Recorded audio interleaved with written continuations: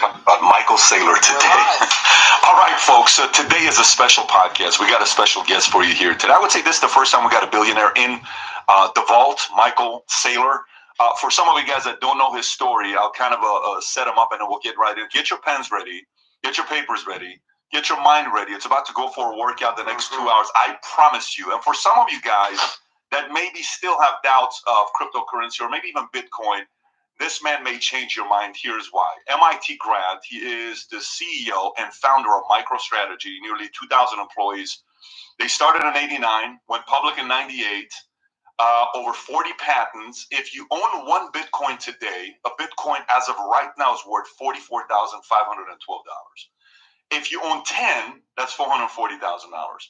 If you own 100, that's $4.4 million. But he owns personally 17,732 Bitcoins, and his company, MicroStrategy, Brace for Impact, owns 125,000 Bitcoins. Let me say that one more time. 125,000 Bitcoins. So with that being said, Michael Saylor, thank you so much for being a guest on the podcast. Happy to be here. Yeah, so here's the craziest thing about what you were just talking about off camera. You just got into this summer of 2020. It's not like you've been a true believer from day one. It's not like you bought in, 12 years ago, 10 years ago when these guys are talking. You just got in 2 years ago. For a guy as smart as you, what made you switch and say this is the way to go? Most people don't think about money, and we just kind of take it for granted. And I really took it for granted up until about 2020. But I think in March of 2020, a lot of people's worldviews were shaken. Right? I had some deeply held show up and work in the office, and then during the lockdowns, I found that I had to question that belief, and pretty soon we're all working remotely, and I, along with probably a billion other people, went through that same transformation. So that was like a digital transformation of work. In all locked down, if you manufactured anything or provided services, your business was wrecked. And then Wall Street had a rapid pull in the Hamptons and got a 30% return in that year doing nothing, which would be the best year of my entire business career if I'm a financier. But if I was running a restaurant or running a manufacturing facility or doing something with raw materials, I would have had to generate 30% more cash flow to get nothing. You would have had, and of course that was impossible. So can you explain to the average guy what that 30% more cash flow? The value of the currency collapsed in essence. The Fed printed 40% of all the dollars in existence in the 18 months that followed the pandemic. So when Jerome Powell said, we're not even thinking about raising interest rates, and forecast 4 years of 0% interest. And when the Fed loosened the reserve restrictions on banks and allowed banks to, in essence, print infinite money with no reserve ratio, then the economy was flooded with liquidity. What happened was the stock market immediately recovered. People thought that was something good. It wasn't good. It was the money collapsing. It was the value of the dollar collapsing in real time against scarcity. So most of the time, if you owned a portfolio of stocks, if you had $1 billion worth of stock, your portfolio went up by 30%, you would have thought you were a genius in that year for Powell printed 30% more money. Okay. If you didn't own a portfolio of stocks, if you thought you were going to work as a dentist or a doctor or do things in the real world, your business is shut down, the cost of all your materials is going up, your labor has disappeared, and no one's showing up to buy your stuff, the world doesn't look so good. So you had this dichotomy, I think, and the people on one side of the economy thought everything was just fine, and people on the other side of the economy got destroyed. I was sitting in the middle. I had a Main Street company that generated $500 million in revenue and generated cash flow. And I had a $500 million treasury that was sitting in conservative instruments, basically invested in short-dated sovereign debt. The conventional strategy for any publicly traded company is you take your treasury and you buy 1 to 5 year T-bills, and otherwise you hold it in cash. Now, if the interest rates were 3 or 4% and the money supply was expanding at 2%, you might think that was rational. When the interest rate goes to 0% and the money supply is expanding at 2 or 3%, it looks a little bit painful. But when Wall Street recovers 30% in a matter of weeks, when Main Street's completely shut down, and it's pretty obvious it's shut down, you're catalyzed to consider your premises, check your premises, and ask the question, is the economy 30% better than it was before the pandemic? Or is there something else going on here? And I think the answer is there's something else going on here. The actual inflation rate isn't 2% or 0%. The inflation rate was 30%, but the inflation was hitting the assets. It wasn't hitting consumer goods. And so what I realized is maybe the money supply is expanding faster than 0% a year. And I started on a search, and I discovered the Bitcoin Standard and some Austrian economists. And what I realized is the money supply had really been expanding at 7 to 10% a year for the last decade. That's why the S&P index is appreciating at 10% a year for a decade. And once I realized that assets like the S&P and equity portfolios and real estate central banks, then I realized that holding money at 0% interest when the money supply is expanding at 10% is losing 10% of your wealth a year. And then I realized that, in fact, the money supply was expanding not at 10%, but about 25% a year, starting with the pandemic. And I was going to lose half my wealth on that treasury within 36 months. And once I realized that, I realized I was destroying about $250 million of shareholder value if I did nothing. I started thinking I needed to do something. So in an environment where the money is losing 15, 20, 25% of its value a year, and you're sitting in all cash instruments, you either need to give the money back to the shareholders or you need to invest it in some scarce, desirable asset. So the reason I did what I did at MicroStrategy was, if I $1 a share, I basically was valued at 1 times plus the cash. When I gave the money back to the shareholders, the stock was going to go to $60 a share. When that happened, all my employees' stock options were going to be underwater, right? And we were going to get beat to death by Amazon, Apple, Facebook, and Google. They were just going to steal all our employees when the stock crashed. And that would mean that instead of growing 5 or 10% a year, I was going to be shrinking 5 or 10% a year. Instead of my cash flows doubling or tripling, they were going to be cut to zero. And once your revenues start falling, your cash flows go to zero, you have no capital, all your employees quit. When your employees quit, the company unwinds, we're going to go to zero. So giving the cash back to the shareholders was a fast death. Holding the cash at 0% interest when it was losing 20% of its value a year was a slow death. Doing something was the alternative. And so we decided to do something, which is invest the money in a property or in an asset that would go up faster than the rate at which the money was collapsing. Considered buying a portfolio of scarce art. I thought about $500 million worth of real estate. Really? You thought about buying art? Yeah, I thought everything. Do you buy gold? Do you buy art? Do you buy real estate? Do you buy a portfolio of stocks? Do you buy you're going through an array of different assets? options before you settled on Bitcoin. You were thinking art, you're thinking real estate, you're thinking anything other than cash. Everything. And in fact, we put out a press release to our entire shareholder base when the stock's 120, and you can go read it today. It said, over the next 12 months, we're going to buy back $250 million worth of our stock, and we're going to invest $250 million worth of our treasury assets in some asset in order to avoid inflation. And we listed a litany of these things, and we included Bitcoin as one of the things we're evaluating. Ultimately, so we went from first principles. We said, you have a bunch of money, and I'll tell you why we said we're going to buy back $250 million of our stock in a second. But you have a bunch of money, say $250 million. You want to hold it for 100 years, give it to your great-grandchildren. Where do you invest it? Well, if you put it into the dollar is losing at least it's been losing 7 to 10% of its value a year for 100 years. That means over the course of 100 years, the dollar loses 99% of its value. My house in Miami Beach was purchased for $100,000 in 1930. Okay, I bought it for $14 million. This is the villa. In 2012.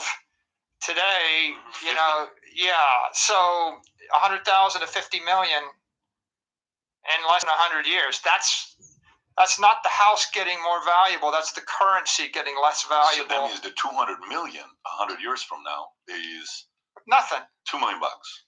Okay, if you took any amount of money, take $100 million in the year 1900 and invested in any currency in the world, you would have lost 100% of your money in every currency except for the dollar or maybe the pound. Every currency collapsed. The winner of every war in the 20th century was the United States. And so the winning currency loses 99.5% of its value.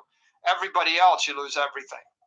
Now, if you put that money in gold, there's a 95% chance it would have been seized in the 100 years, because there's only a couple of cities on Earth, maybe Zurich or Geneva, where you wouldn't have had it stolen, and maybe then they still would have stolen it, you know, if you were the wrong citizen in the wrong country. If you were a Swiss citizen in Switzerland for the 100 years, you might have kept the gold.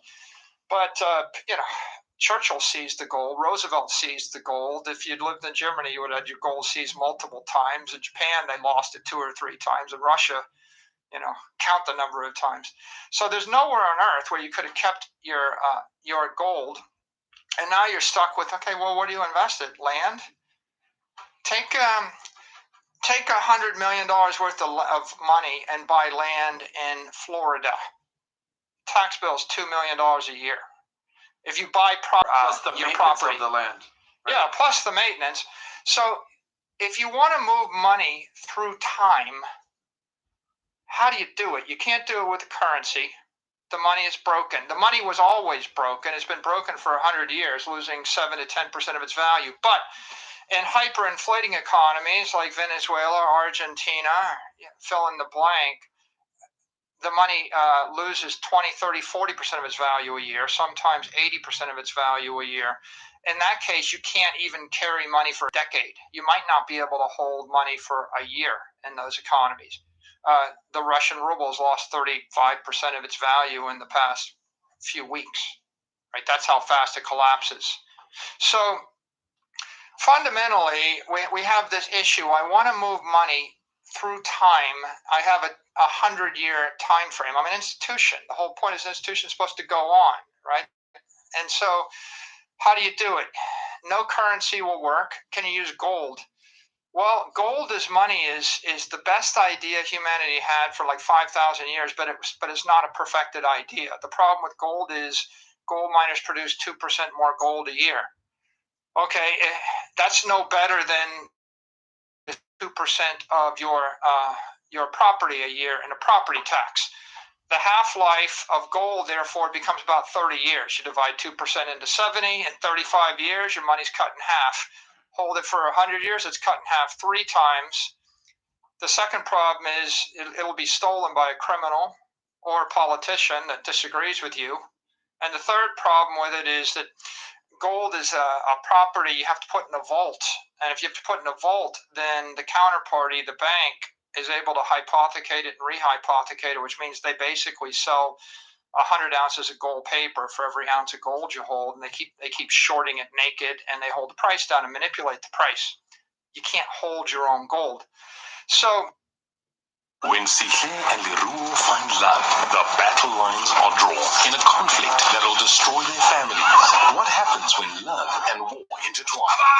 Stream the new Showmax original drama series, Outlaws. Subscribe to Showmax.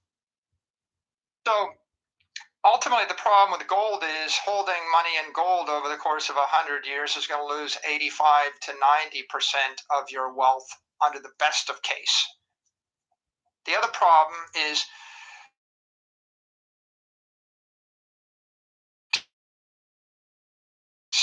with gold. I need time and space. I need to hold it for 100 years. I need to move it from here to Tokyo. If I want to move, $1 billion of gold is like 30,000 pounds or something. You want to move a bunch of money through space. It's going to cost you 3 to 6 months and $5 million to move it once. If you want to move it through time, you're going to lose 80-90% of your money through time, and it's going to be seized. So gold's a pretty expensive way to move money. Currency is an ineffective way to move money. Property is only good so long as the nation state that the property is in chooses to allow you to continue to possess it. But of course, the oldest story in the world is, oh, we lost the family farm because we couldn't pay the property taxes. You can hold the land.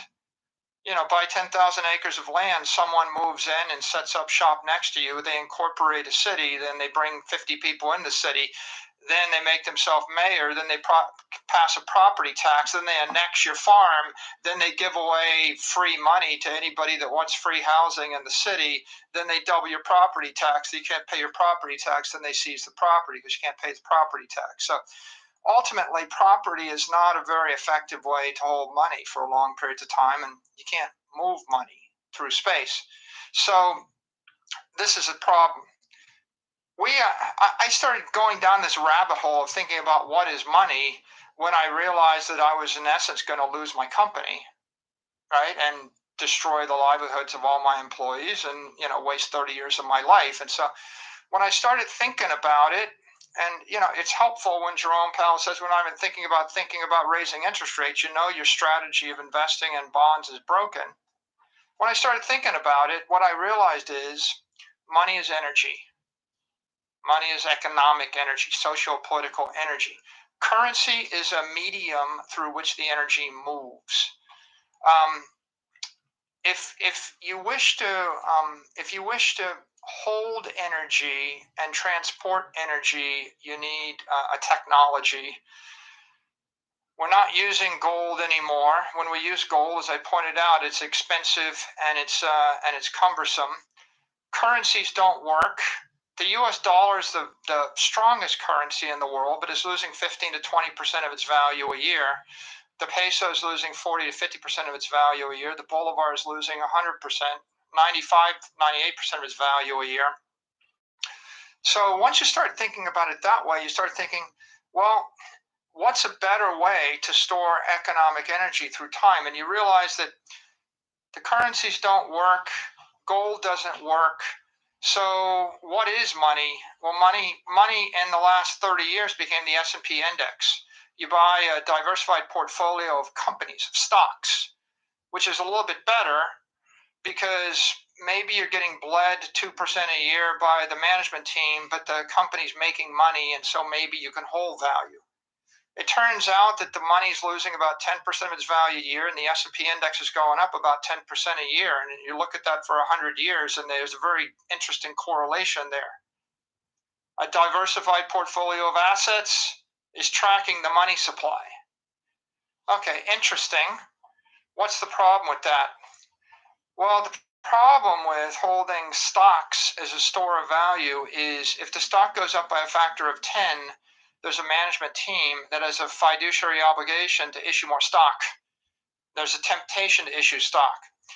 Stocks aren't scarce. The amount of equity shares will also go up. If the stock is overvalued versus the fundamentals of the company, the CEO is almost certainly going to issue more stock. And so that's one problem. The second problem is stocks have political nexus. They have management teams. They're in countries. They can be unionized. I can put a tariff on the product. I've got a competitor. What if the CEO goes bonkers? All sorts of interesting problems. What if the company gets expropriated by the government, or the jurisdiction it operates within? So stocks are an imperfect approach, better than gold. The other approach is buy a bunch of buildings in New York City, buy scarce, desirable real estate in Miami, Los Angeles, London.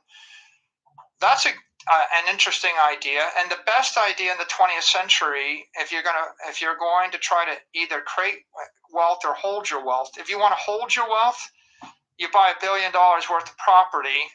If you want to create wealth, you borrow $1 billion, and you buy $1 billion of property, and you start with $1 million equity. a sliver of equity, and what you're doing is you're going short the currency and you're going long the property. So if I told you, let's go to Argentina.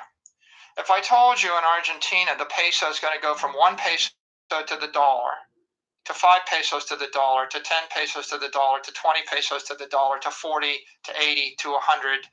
The black market rate right now is 210 pesos to the dollar, 220. If I told you it was going to collapse from 1 to 220, and you had 20 years of notice, what's your best strategy? Take your million pesos, convert it to dollars, 20 million pesos in 20 years, you're going to look rich. Wow. Best strategy would be mortgage your entire company in pesos, sell equity in your company in pesos, convert it all to dollars, and then get the dollars out of the country. Because if they're in the country, if the million pesos is converted to dollars in a bank in Argentina, then the government will basically pass a law, force your dollars to be converted back into pesos, devalue them. And I happen to have some experience with that because I actually had $1 million in Argentina during the last currency collapse. They converted it to pesos. They devalued it 10 to 1. A day later, I'd lost 90% of my money. So, simple idea. Short the currency which is collapsing. Go long property and then get the property out of the country. Because the property in the country is also going to devalue. Because the property is valued based upon the stream of cash flows, right? If the building has got a rentor and it's got a lease, and the lease is capped at CPI or denominated in local currency, when the currency collapses, the value of the rental income also collapses. So wouldn't it be great if I could buy a virtual building in Argentina using borrowed pesos? And then what if I could spirit the building out of the country and rent it to people in London or New York City? That's what Bitcoin is. Bitcoin is digital property that you can teleport anywhere in space instantly. And it's also perfected property with the lowest maintenance cost. You know, you don't have the property tax you have on a building. You don't have to repaint the thing every 10 years. You don't have to worry about leaks in the roof. So if I could buy $1 billion property and it was in cyberspace, and if you couldn't make any more of it, if I capped it at 21 million city blocks in cyberspace, and if I could hold it for 1,000 years, I might have a better idea than buying a city block in Manhattan or a building in London or even a company. And it's a lot better idea than buying 30,000 pounds. Gold miners going to create some kind of restriction on your rents. Rent control your building. Something, acts of God are going to create earthquakes and floods and lightning strikes. And none of that stuff's happening in cyberspace. So the whole idea of Bitcoin is it's perfected, engineered gold, crypto gold, with none of the defects of gold. You can't mine any more of it. It never decomposes. I can go 1,000 places and recompose it, or take it anywhere else on Earth with you. And even if I put a gun to you, I can't take it. And this is a very interesting idea. The incentive is run by incorruptible software, and the software itself is going to basically protect your money. The problem with software is I don't trust the computer it's on. If it's on a single phone, I can seize the. So if I came up with a bank that was run by software, how do I prevent any human being from corrupting it? That makes it incorruptible is self-replicating, and all of the keep track of each other. And I let go, or a swarm. Now, you're a part of the swarm. I shoot you, it doesn't help. You have the genetic code. I shoot you, it doesn't help. I obliterate all of, the algae in the Atlantic. Won't stop it. I eliminate all of the bacteria in your body. Won't stop it, right? It's a virus. It's going to keep spreading. And the beauty of the system is it's in essence this chain reaction in cyberspace, and the only purpose of the chain reaction is to protect the integrity of the network. There will never be more than 21 million Bitcoin. So what you've got is truth and integrity released as a cyber virus, and you can, if you choose to join that network, you avail yourself of all of the benefits of that network. How many of the 21 million Bitcoin have been mined already? About 18.5 million. Okay. Yeah, it's I want to read you something. Yeah, sure. Because I'm trying to see more. So I like the way you processed everything with real estate, with stocks, management team, CEO, what could happen to the market, government can regulate them, et cetera, et cetera. Okay, fine. Cash, got it. If you have $200 million, $2 million, $100,000 house in Miami, now it's a $50 million house. Okay, so maybe that's also a risk because what Florida would do within 20 years. But so here's what just took place. I'm trying to see for somebody that's wanting to play devil's advocate and be a skeptic. Ukrainians are preparing to lose internet access.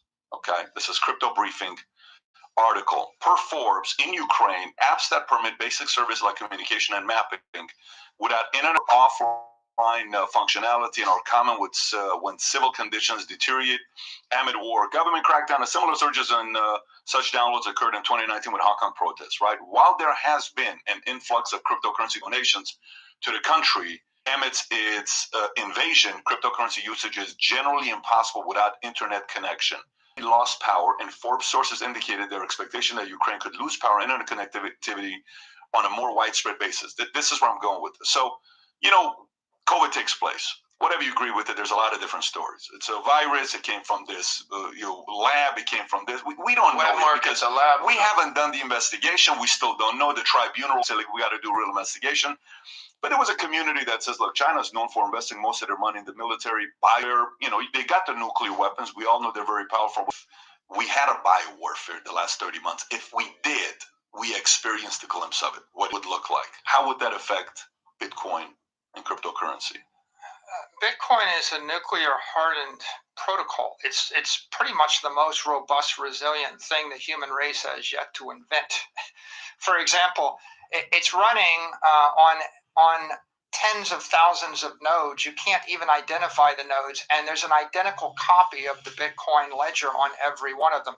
So if all of the electricity got shut off everywhere on Earth, and every computer failed everywhere on Earth for 10 years, the protocol just goes dormant for 10 and turns one node back on, the entire protocol comes back to life again. It can be wiped out with, a keystroke. You go and you wipe out a few servers. Your building can be wiped out with a bomb, right? Lots of things can be wiped out, but Bitcoin is the most resilient thing in cyberspace because it is so incredibly decentralized. If you took an entire country offline, that's irrelevant. In fact, we just saw last year during the China crackdown that China banned Bitcoin mining. They took 40 to 50% of the entire network offline. Half of Bitcoin mining was taken. Not even for a minute. It just kept running, completely secure. You could literally wipe out 99% of all the nodes. You wouldn't notice in the network. There's nothing else that you rely upon. I can take down Google and Twitter and Facebook and Apple and Amazon and the US government, and there's a lot of other systems you can take down much more easily. You take down Bitcoin. So I don't really worry about Bitcoin's fragility to any cyber attack. In fact, the whole point of proof of work was to create something which is impervious to a denial of service attack. And it turns out that if you dig a bit deeper, what you realize is that not only is Bitcoin impervious to cyber attacks, it's also the solution to cyber attacks. Because if you want to eliminate denial of service attacks, which are the most common brute force attacks, or you want to eliminate phishing and scam and spam attacks and other sorts of imposterous and malicious behavior in cyberspace, the way to do it is to integrate a layer of monetary energy, which is what Bitcoin is, into the internet. You need to wrap the avatars. You need to wrap the people, the websites, and the services that we have in cyberspace with a layer of digital energy. If you did that, you could prevent all the denial of service attacks. You could shut them down. You could probably shut down most of the scam videos on YouTube, all the scamming on Twitter, all the spam in your inbox, right? The simple principle is you simply have to post a monetary security deposit in order to hit my website or message my inbox or post a comment. And if you're found to be a scammer or a phisher or a malicious actor, you're fined, and we just take your money. Now, this is not a problem for an ordinary person. You would post $10 once in your life, and you will trip through cyberspace as you will. But 1,000 times a week, someone spins up a Michael Saylor Bitcoin giveaway on YouTube, and those are live YouTube casts. They'll probably take this interview we have, they'll rip it out, they'll put it into a Michael Saylor Bitcoin giveaway. They'll run it on YouTube with 40,000 fake people listening, and they'll have some number where you can send Bitcoin send one to get two back. For those people who are listening, You'll buy one, get one scam. Never send your Bitcoin to someone to get two back. You're getting ripped off. So they'll do that, and they will have spun up 40,000 fake actors. If you actually required someone to post $10 of Bitcoin in order to trip through YouTube or use YouTube, it would cost you $400,000 every 10 minutes, because they get taken down every 10 minutes and they get spun up every 15 minutes. It's literally 1,000 times a week. And so imagine trying to spend $40,000 or $400,000 1,000 times a week to do this. Michael, what type of people fall for those scams? I mean, you said you've been a victim of people using your name for this type of one out of 1,000. 1 out of 1,000, but yeah, they obviously work because they do them every 15 minutes. If you went online right now and typed Michael Saylor crypto giveaway or something, you would probably. I just bought a few before I got here. Just kidding.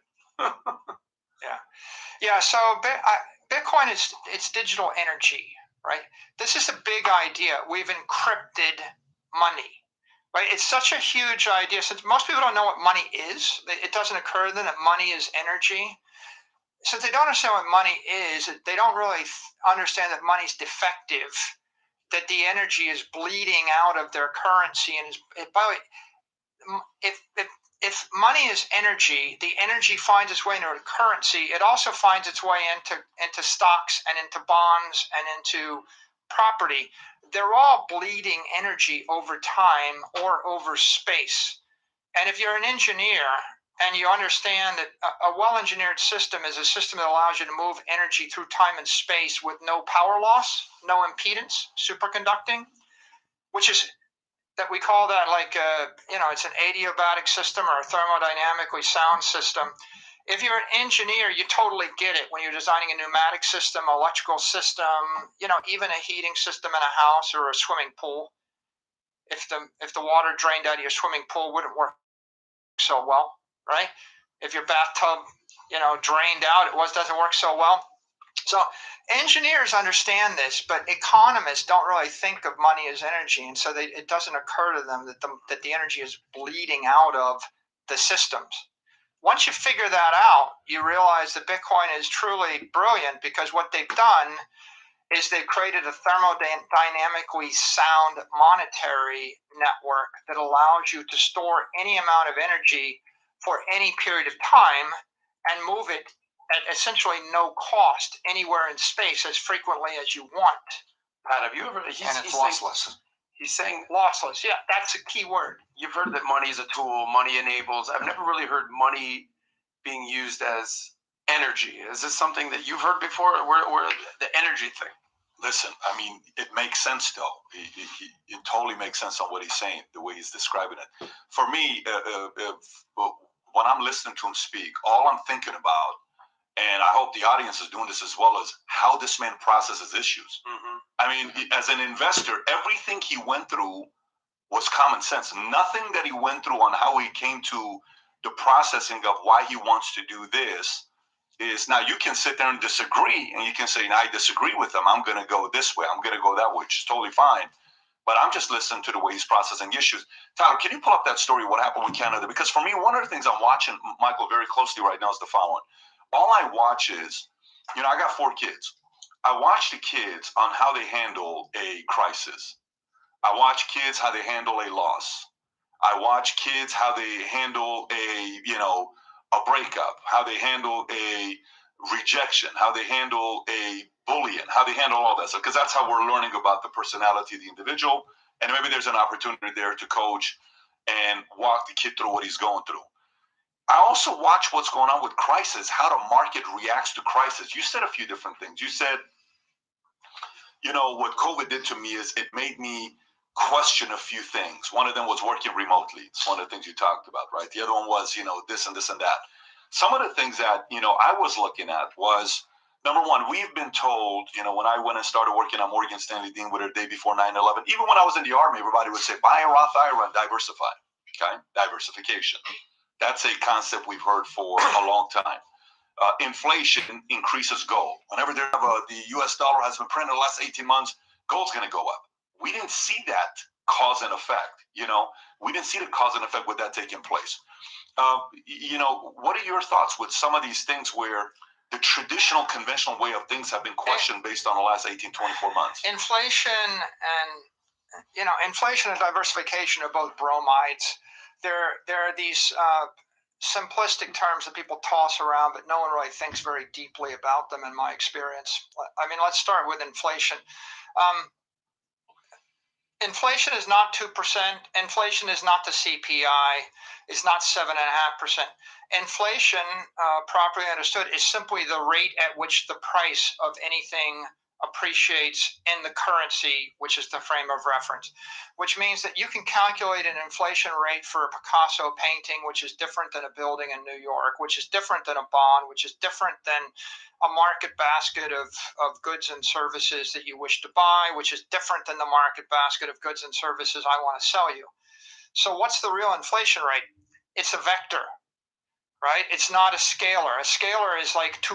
No, it's not. It's like an n-dimensional vector, and there's a different inflation rate for everything in every place for every time period, dynamically evolving, right? Once you understand that, you realize that there's probably 2 inflation rates of interest. One inflation rate is the rate at which cost of living is going up for a middle-class family. That's not the CPI, because the CPI is a manipulated market basket set by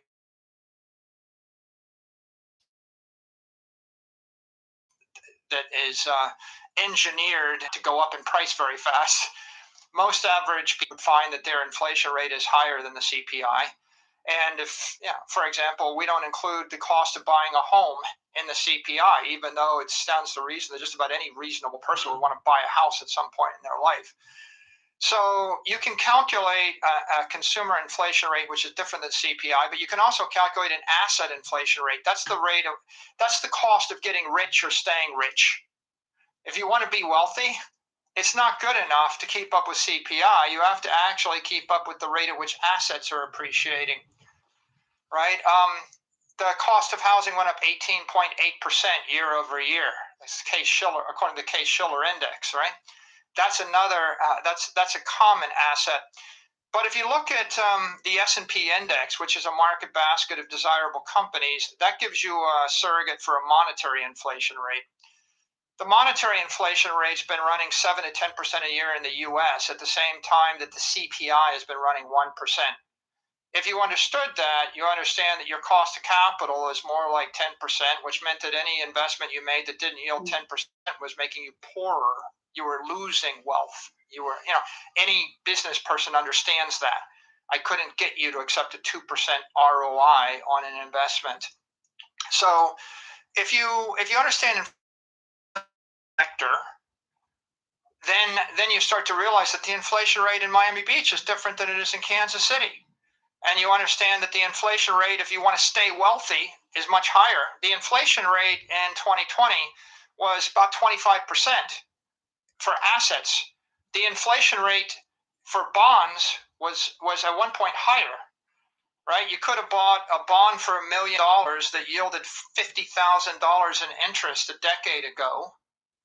If you wanted Social Security, if you wanted $50,000 in income risk-free the rest of your life, the cost was $1 million. When the 10-year yield went to 50 basis points, you would have to pay $10 million for the same bond. The bond went up by a factor of 10. What's the inflation rate? Right? The inflation rate in that particular case was 100%. It was like hyperinflation. You had hyperinflation in the bond market. You had massive inflation in the asset market. You had no inflation in the Domino's pizza delivery, Netflix market for a while. And if what you want to do is live in your parents' basement and watch Netflix and order pizza, then the inflation rate much lower for you. And if you wanted to stay wealthy, or you wanted to get wealthy or hold shareholder value, inflation rate looks more like 30-40% in like 18 months.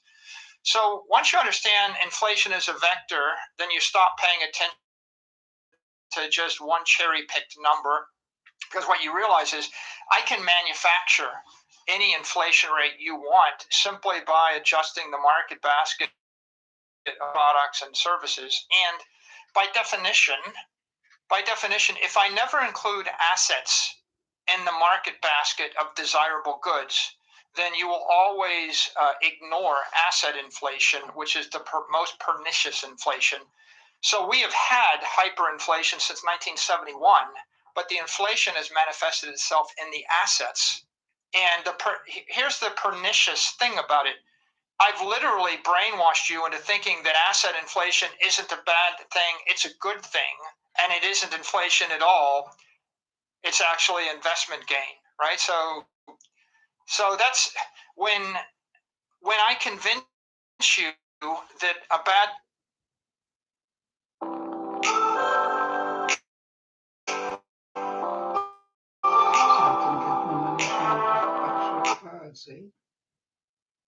thing is a good thing, right? We've come to a bizarre point. So we're living in inflation since we went off the gold standard. It's just manifests in the assets. We have hyperinflation right now. It's just manifesting itself in the assets more so than in the goods and services.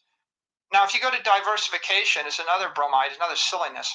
You should be diversified. Lots of people say that. A lot of times the people that say that to you want you to give them your money. Right? It's like I'm a hedge fund manager, and so I'm going to stand up and tell you need a broadly diversified portfolio of like international equities and domestic equities and like some of these commodities, and it changes all the time. And it's very complicated. It's too complicated for you to figure out, so you just give me your money. I'm going to charge you a 2% fee, keep 20% of the upside, and I'm going to invest it in this hyper complicated array, diversification of stuff, right? I'll give you a simple idea. Go buy Bitcoin. Don't give me anything. I don't want your money. I don't want the 2%. I don't want 20% of the upside. And Bitcoin is a diversified index of the entire world economy, and certainly the crypto economy as it comes to its senses. You can believe one thing or the other thing. You can imagine if you're in the business of managing people's money, the last thing you want to do is tell them the answer is just buy this one thing and hold it for 100 years. How do I make money off of that? Right? On the other hand, what's the problem with diversification? Well, first of all, the problem with diversification is selling the winner to buy the losers. And the second problem with diversification is you're not really diversified at all, because everything you own is probably correlated to one currency, which is collapsing.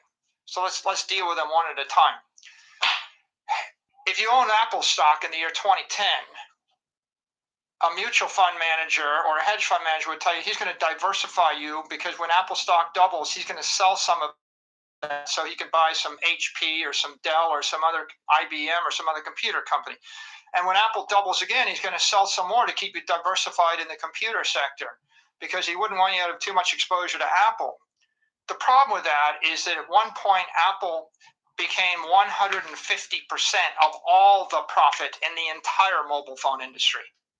That is to say, the winner eats everybody. Not only does it eat everybody, everyone competing against Apple is losing money to compete against Apple. So you're selling the winner to buy the losers. You're going to sell Facebook to buy the newspapers. You're going to sell Google so that you can buy every company competing against Google. You're going to sell Amazon to buy the other retailers. Amazon won.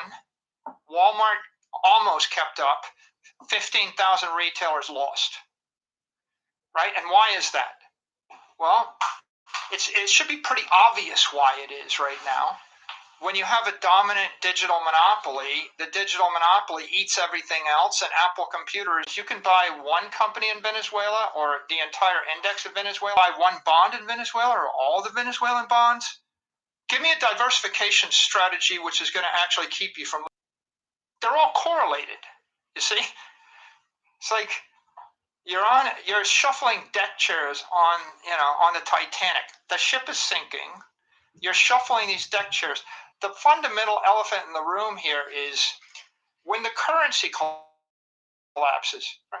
Because they're valued as a stream of cash flows. And if the cash is going to be valuable, right? You sell beef and art property linked. So you can watch it against real estate in Miami Beach, right? You can watch. All you got to do is look at the dollar versus any scarce desirable piece of property. So what's the dollar valued in versus a Picasso, a Leonardo da Vinci, a city block in New York City, a desirable piece of beachfront property? Diversification is nearly everything. Every stock is correlated. The problem with diversification is nearly everything. Every stock is correlated, and every conventional asset is generally correlated. The only true diversification is if you find non-sovereign stores of value that have that derive their value based upon something other than the cash flows that you could derive from them, right? So, think hard about what those are. Pristine trophy properties might protect you, but I think that the problem ultimately is if you're on a sinking ship, you have to get off the ship. And the problem with diversification, when you're in the retail industry and when it's completely getting obliterated by Amazon, you have to get off. You have to get out. There's no winning strategy, no matter how you diversify in. And so most of the time, these models, inflation is 2%, or there is no. When Godzilla shows up to the playground, the rules of the game change, right? If there's an external factor, right, you have this model. It's always been like this. It's always traded like this in the last 30 years. Well, the U.S. dollar never collapsed in the past 30 years. The U.S. dollar is losing 7% of its value for 30 years. So your model says buy property and buy the S&P index. What happens when the U.S. dollar is losing 21% of its value? Right? It's like that's a different thing. And I think that if we come back to energy is life. And if I suck the energy out of this room, it freeze you to death, right? When I suck the energy out, the temperature keeps falling. If the temperature is falling 1-2%, you can crank it up and try to deal with it. But when the temperature is falling 10%, at some point you'll start to freeze if I pull enough energy out of the room fast enough.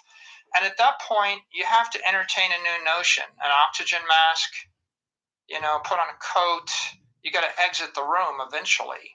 And if we come back to this issue, right, the issue of the day is Ukraine. But what's really going on here? The currency and the banking systems have collapsed in Afghanistan, in Iraq. They're falling and collapsing in Turkey. They've collapsed in Lebanon, in Syria. They're not trustworthy. In Ukraine and in Russia. Now, I've just lassoed about 400 million people. And those 400 million people don't have a currency that they can use as a medium of exchange or a store of value. They don't have banks that they trust that work effectively. And what's the fundamental issue here? It's like if you don't have a property or a currency with which you can store economic energy, that's like being a type 1 diabetic you cannot store fat on your body. It means that you can eat as much as you will literally starve to death, right? Because you don't have the ability to store energy. Fat is organic energy, just like property is a manifestation of energy in low frequency. I give you $1 billion, and the currency is high money, right? Either way, okay, I give you $1 billion, you buy a building in some Central African Republic, someone puts a gun to your head, takes your building, now you have no building. You buy $1 billion worth of currency, the currency collapses because the guy that runs the country prints more of it, it goes to zero. You know, like paper money in Venezuela is not as valuable as toilet paper right now. What is it, right? They're not clear. So what you have is an economic collapse, and it's a global phenomenon today, and it was accelerated in March of 2020, right? The catalytic event, the catalyst for these things normally is a war on COVID, a war on currency, a war on a lot of things. We're fighting a lot of wars right now, and now we've got real wars, right? An actual war in Ukraine. Wars collapse currencies. They always have. World War I collapsed the currency. World War II also damaged the currency. You can actually trace it if you look at real estate values in the years that followed the war, right? So what we're doing is we're collapsing the currency, and you could describe the entire world right now as 8 billion people. There's one strongest currency, the dollar, which is losing 15 to 20% of its value a year. That's how fast it's bleeding out. You've got a set of currencies pegged to the dollar. Singapore, the Middle East, the euro, that are fairly close to the dollar. Then you've got a set of second-tier currencies, the peso and the Turkish lira and the like, and they're losing 40%. The ruble now losing 40, 50% of their value a year. And you get the third-tier currencies, the Venezuelan, the Bolivar, etc. They pretty much hyperinflate. They all collapse, and they're all going to dollarize. This trend is going to continue. Crypto falls into this trend because what's happening is people realize they can't trust their local currency. They can't trust their local bank. If you don't trust the bank, why don't you trust the bank? In Canada, right, the bank might seize my assets if they disagree with me. In Afghanistan, the banks all failed, when the U.S. pulled out. In Lebanon, the banks basically closed, froze everybody's assets, seized and converted all their foreign currency assets into local Lebanese money, devalued the money, and they locked it up for 10 years. Okay, so when you have hundreds of millions, if not billions of people lose faith in the currency, losing faith in the banks, what do? You look for the digital solution. And the digital solution is I download a mobile app to my phone, and then I convert whatever asset or work or property I have into a cryptocurrency. There's two things that I badly. One thing I want badly is crypto dollars, like Tether or Stablecoin. And the world's bought 180, 190 billion of that from like 5 billion over the past 24 months. It's exploding. It will go to 10 trillion if they could, right? The market has a trillion to $10 trillion demand for that stable coin. What will happen when that happens? Every one of these local weak currencies collapses, right? There's not a single currency in Africa, in South America, in Asia you would rather hold than the dollar right now. The Chinese don't even want to hold the CNY. They would all convert to the US dollar. How do you know that? Because there are capital controls. Every country that implements a capital control, making it illegal to convert their currency or move their capital out of the country, is signaling to you that 7 out of 10 parents trust Telfast. Be prepared. Nothing beats Telfast. that their currency is weak, and that includes the Chinese currency. So that's one dynamic. You got 130 currencies floating in the world. There's probably only 2 or 3 that'll be left when the dust settles. You got the euro, the CNY, the USD. Everything else either gets pegged to those or it collapses into those. And then the second thing the world wants is it wants crypto property. It wants money to give to your grandchildren. I want to hold my money for 100 years, if not 1,000 years. The dollar won't work. The dollar is losing 2% of its value a month, which is horrific, and horrific over 36 months. It's catastrophic over 10 years, and people are getting smart enough to realize that that won't work. So the issue is, where do I put my long-term money? I need a savings account. So hence, this is where Bitcoin comes in. Bitcoin is the dominant crypto property network in the world. It's pretty much the only perfected digital property network the human race has created. It's a proven digital property. Everything else is a speculation that it may become property over time. Bitcoin is the success, and every like-kind competitor Bitcoin has collapsed against it, such that Bitcoin is the 95% dominant network in this space. The dollar is clearly the dominant currency, and it wants to be the dominant digital currency. It is really the dominant digital currency as well, despite the fact that the U.S. government doesn't have, U.S. banks issuing them yet. We've been slow on the uptake. You can see where this is headed, and the driver is the stampede of everybody else in the world. Right? You're a rich American and you feel comfortable with your banking structure. Okay, maybe you can ignore this, but name somebody in Africa, Asia, or South America that can ignore this issue right now. Right? I invite you to sell all your money and move to a country in Africa and then invest it in local property, local companies, local currencies, and put it in a local bank and feel good about yourself. You've mentioned South America, Latin America multiple times, Venezuela. You must have some strong feelings on what's going on in El Salvador with Nayib Bukele, the president of El Salvador. Is that someone you follow or you're in touch with or anything like that? The situation in El Salvador is instructive, because El Salvador doesn't have their own currency. They had a civil war, and following the civil war, their currency collapsed, and so they dollarized. So the medium of exchange in El Salvador has been the dollar, and so their problem is and was that the banking system, the U.S. banking, or the traditional 20th century banking system, is too expensive and cumbersome to serve the people of El Salvador. Over 100 years, they managed to put 2.5 million people into a banking relationship.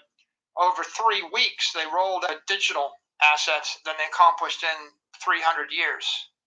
And now I can put up one tower and give internet access to millions and millions of people for 1/1000th of the cost of doing it with the copper line technique. So if you think about digital banking, the future of the world is 8 billion people with mobile phones. I download an application in 60 seconds. And on that mobile phone, I carry a digital currency like the dollar, maybe the euro, maybe maybe the yen or the yuan, maybe if there's an effective nation state. If there's not an effective nation state, I just clearly swap out to the dollar immediately. Everybody would want to do that. And then I also carry a digital property, Bitcoin. I want to hold it for 100 years. It's instead of holding a building which you can tax or seize or rain on, or instead of like holding a bar of gold which you can take from me, I'm just going to hold my digital bar of gold on my phone. And then maybe I have some other assets. Maybe I have digital art. Maybe I have digital securities. Maybe copies of ownership of something else that I might like sitting in a wallet. But certainly, this I can give to everybody on Earth, and I can move the money at the speed of light. And what do I trust? I'm trusting a piece of software, which is a lot cheaper and a lot more reliable than trusting a building, a bank, a board of directors. When you actually have your money in this bank vault, look at it. Imagine money in the... Think about that. When you had your money there, you were trusting the guy that ran the bank, the manager of the bank, the mayor, the head of the police force of the bank, the head of security of the bank, the dude that came to actually fix the lock, everyone that touched the thing, the governor of the state. Then you were trusting the head of the country, the central bank that managed the country, the military system. Who do you trust with Bitcoin? Nobody. That's the point. Nobody. Bitcoin's a bank in cyberspace run by software, incorruptible software. And this is the beauty, right? Really great engineering. It takes a corruptible element and puts corruptible or imperfect elements together in a system such that they cancel out their imperfections to create perfection. Where did this happen? Happens in a thermostat.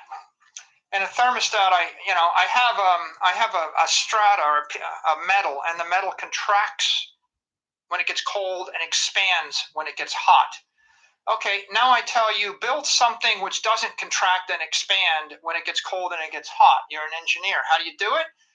You take the piece of metal that's going to contract and you put it in opposition to another piece of metal that contracts the other way. But if they're both the same and they both contract with the same force, and you pin them, they cancel each other out, and then you actually get a zero tolerance perfect machine.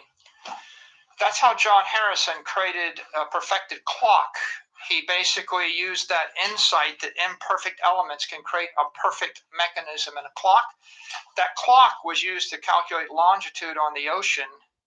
That's how we actually navigated for 300 years. It's all based upon a bunch of imperfect elements that create a perfect mechanism. Bitcoin is the same thing. I've got a piece of software, it runs on a machine. Is it perfect? No. Why? Because you can corrupt it. How do I fix it? I give another piece of software to him. Now the two of each of your machines check each other, and anybody intellectually honest has to admit that there is that risk. That's not what I would say. What I would say is you've got a bucket of money. Let's come back to Africa. Okay. You've got $100,000 in Africa. You've got to invest it in something. You've got to put it into a building, into land, into an African currency, into something else. What are you going to do? There is 100% certainty that you're going to lose 80% of your money in most currencies over the next decade.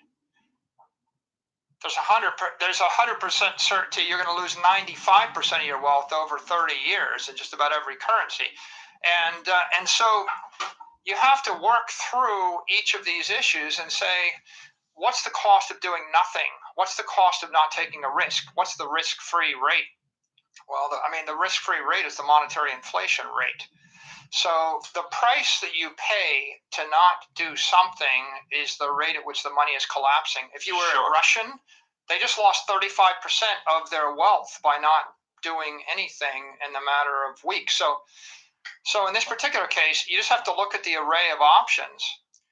If you're an investor in South America or Asia or Africa, I would say the risk-free rate is much higher for you, right? Like you're in Lebanon, what are you going to do in Lebanon? How about Afghanistan? How about Iraq, right? What are you going to do? In all those situations, they're thinking, maybe I'll trust my money to Tether. You know, Tether's run by Bitfinex. It's just a company. So why is it that people in many countries are more willing to trust a company out of Hong Kong that's running a stable coin on the crypto network than they're willing to trust their local bank? Well, because, in fact, Tether is probably a better bet than betting your money on most currencies in the world. Other than the top 12 currencies, the rest are collapsing. Why do Tether if you can just do the US dollar or USDC? Well, you can't. That's the point. Mm-hmm. Why do Tether if you could just do the US dollar? Okay, how many people in Africa can walk into a Bank of America in New York City, open an account, and then get the US dollar? None of them. That's the whole point. Right? And, okay, I did it. I'll give you an example. I put $1 million into Bank of America in Argentina when the dollar was worth 1 peso because I didn't trust the peso. I did it. What do you think happened? The government basically shut down for 1 day. They sent an edict to the bank saying all dollars must be converted back into pesos. Then they went off the dollar peg and they devalued the peso 10 to 1. And I lost 90% of my money. Okay. So why do Tether instead of trust Bank of America in Argentina? You tell me. Right? Because what's the odds that Tether is going to go to zero in the next year? If the odds were 90% your money's going to zero in the next year by putting it somewhere else, then you would think maybe that's a risk I want to take. So people are forced out the risk curve based upon the monetary policy. And in a hyperinflating economy, in Zimbabwe, right, you're going to take everything you've got, you're going to buy anything. I don't know if you saw, you'll buy toilet paper, you'll buy boxes of cereal, right? You'll buy anything. There's pictures in Turkey, people, and this is this year, people go into a car lot and they buy all the cars. Okay, so here's the news story. The government impounds 54 cars that were bought by a hoarder. Someone had the temerity to actually convert their currency into automobiles because they thought the automobiles would hold their value better than the currency. And then the government seizes their automobiles. Okay, if you look at every single war, right, the war always has the story of the speculators, right? The speculators, the smugglers, and the hoarders. What's your crime? Your crime was not holding your money in the currency, which was losing 90% of its value, but rather deciding to buy too many automobiles. No, your crime was hedging. Yeah, right? Something like that. Picking an alternative asset as a storehouse of what you perceive to be security until the sovereign comes back and does one of two things that they're good at.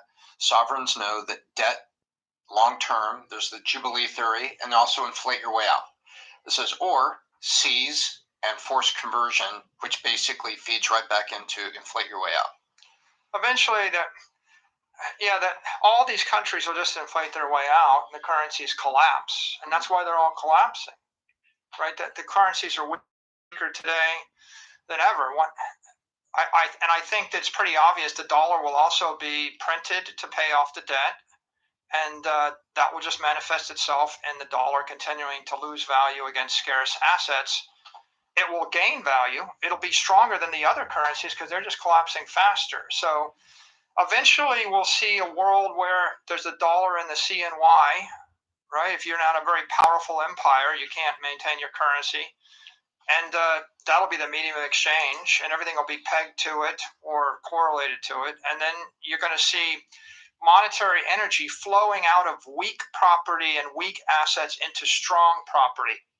Like I would sell all the land I have in Africa and convert to Bitcoin. But I would sell all the land in Africa and I would move to Europe, and I'd probably sell my land in Europe, move to the US, and I'd sell my land in the US and move it to Bitcoin. You're just swapping from a weaker thing to a stronger thing. And the definition of weak is a function of what's the risk it'll be seized, taxed, or impaired, right? Regulated, right? So calculate that, right? Will the government, the jurisdiction that your property is in, be seized, confiscated, taxed away, impaired away? And the last issue is will be inflated away, right? The reason Bitcoin is magical is because there's only 21 million. I can create more real estate in New York City. I can create more cars. I can create more luxury watches. I can create more gold. I can create more shares of stock. I can create more bonds. I can create any commodity. They're commodities by definition. Given enough money and time, I can create infinite of any of them. Bitcoin is a scarcity. Okay, name another scarcity in the world, right? And technically, it's not clear there is another scarcity, right? A scarcity is something of which it is absolutely capped. If the price goes up by a factor of 1,000 or 1,000,000, it is absolutely capped. That is not the case with gold, soybeans, silver, stock, bonds, real estate, single-family homes, ships, planes, trains, nothing else. Everything else could be manufactured. And of course, if the price goes up, the incentive to manufacture more will go up, which is why, buying a house isn't necessarily going to be a great store of value in an inflating economy because you're going to have incentives for someone else to dilute the value of your house. If you do buy a house, better off to buy a house on land than a condo on the 57th floor of a building. And if you do buy it on land, better off to buy it on waterfront property. And if you buy waterfront property, better off to buy it on the beach. And if you buy it on the beach, you're better off to buy it in the most desirable location of affluent, intelligent people for the next 30 years. I'm sure Pat has something to Scarce say about pristine, this. which you had talked about, right? Yeah. You're better to be at scarce pristine or as close as you can. And and you can do that for 10, 20, 30 years. That's Palm Beach, that's the Hamptons, right? You can figure that out. Now figure it out for 100 years. This is the problem, right? When you go out But for the 100, individual, though, who cares for 100 years? The individual. How many individuals think 100 years, though, Michael? institutions think 100. Institutions do, but how many? Even some institutional leaders only care about the return they're going to give you for a decade or two. They don't sit there and Or next think quarter. about 100 years. I think here's the I point, mean, though. that's one of the problems we have with our current political system, even we have in America. You know, the guy who gets elected, he only cares about 2 terms. How much can he really do? It's tough The issue is the asset's reflexive. If I told you that you could buy this digital asset and it would lose all of its value in 17 years, then people start to amortize it down. And when it gets to be 12 years old, people start to discount it. It's like you don't want to own a building in London where there's a ground lease that expires in 37 years. Property, in a legal sense, it means it wouldn't be regulated as a security by the SEC. Gold is property. Are property. Wood, lumber, land is property. Bitcoin is property. Okay.